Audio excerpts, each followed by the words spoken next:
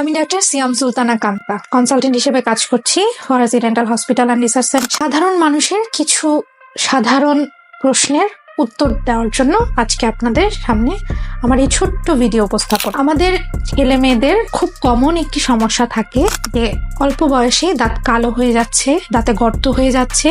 বয়স হয়তো 5 বছর, কিন্তু সামনের উপরের 4টা দাঁত, ভেতরের দাঁতগুলো সব কালো হয়ে যাচ্ছে। এবং সেক্ষেত্রে আমরা যখন চিকিৎসা পদ্ধতি সাজেস্ট করি, তখন যারা অভিভাবক তাদের একটি কমন প্রশ্ন থাকে, এই দাঁতগুলো পড়ে যাবে, আমরা কেন ফিলিং দিয়ে পালপেক্টমি করে অথবা বাচ্চাদের রুট ক্যানাল চিকিৎসার মতো একটা জটিল চিকিৎসা পদ্ধতির মধ্য দিয়ে যাব। আমাদের প্রকৃতি কোনো কিছুই অযথা তৈরি করে না। আমাদের যে দুধ দাঁতগুলো থাকে বা ডেসিডুয়াস টিথগুলো থাকে, সেগুলোর একটা নির্দিষ্ট কাজ থাকে। আপনি সময়ের আগে যখন সেই দুধ দাঁতটি ফেলে দেবেন বা চিকিৎসা করাবেন না, আপনার বাচ্চা সেই দুধ দাঁত না থাকার জন্য খেতে এবং নিজেকে ভালোভাবে উপস্থাপন করতে অনেক সমস্যার সম্মুখীন হবে। এবং এই দুধ দাঁতটির নিচে যে আমাদের পার্মানেন্ট টিথ যেটি আছে, যেটি আপনার সারা জীবন আপনাকে আপনার সঙ্গী হয়ে থাকবে, আপনার কথা বলায়, আপনার উপস্থাপনায় এবং আপনার খাওয়া দাওয়ায়, আপনার বাচন ভঙ্গিতে, সেই দাঁতটি খুবই বাজেভাবে বাধাগ্রস্ত হবে। এলোমেলো ভাবে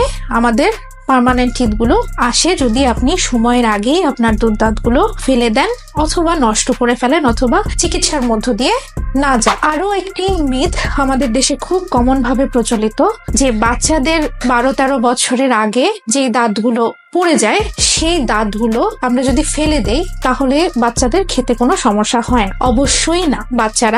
বাচ্চাদের এমনিতেই আপনার দুধ দাঁত কম থাকে, 20টা মাত্র দুধ দাঁত থাকে, আর আমাদের পার্মানেন্ট দাঁতগুলো ওঠা শুরু করে 6 বছর থেকে। এখন আপনি যদি সময়ের আগেই সামনের দাঁতগুলো ফেলে দেন বা আপনি ক্যারিস আক্রান্ত দাঁতগুলোর চিকিৎসা না করান, তাহলে বাচ্চা খাওয়ার বেলায় বাচ্চার যে মুখমণ্ডলের যে গ্রোথ, আপনার বাচ্চার মুখশ্রীর যে গ্রোথ, সেই গ্রোথের বেলায় বাচ্চা প্রচন্ড ভাবে বাধাগ্রস্ত হয় এবং বাচ্চার দাঁতগুলো এলোমেলো ওঠে এবং বাচ্চার চেহারার যে গ্রোথ, বাচ্চার যে ফেসিয়াল এক্সপ্রেশন, সেটাও বাধাগ্রস্ত হয়। অতএব আপনার বাচ্চার বয়স যাই হোক না কেন, দাঁতগুলো যদি কোনো না কোনো ভাবে ক্যারিস বা গর্ত বা ক্ষয় হয়ে যাওয়া বা যে কোনো ধরনের রোগে আক্রান্ত হয়, আপনি অবশ্যই একজন বিডিএস পাশ করা চিকিৎসকের শরণাপন্ন হবেন এবং যে চিকিৎসা পদ্ধতি আপনার বাচ্চার দাঁতের জন্য প্রযোজ্য, সেই চিকিৎসা পদ্ধতিটি ধৈর্য সহকারে সম্পন্ন করবেন। এতে আপনার এবং আপনার বাচ্চার ভবিষ্যৎ খুবই নিরাপদ এবং একটি সুন্দর হাসির ভবিষ্যৎ হবে। আপনাদের সবাইকে ধন্যবাদ আমার এই কথাগুলো শোনার জন্য, এবং যত বেশি মানুষের কাছে আপনি এই তথ্যগুলো ছড়াতে পারবেন, তত বেশি মানুষ এই সুন্দর তথ্যগুলো সম্পর্কে নিজে সচেতন হবেন এবং পরবর্তী প্রজন্মকেও সচেতন করবেন। ধন্যবাদ।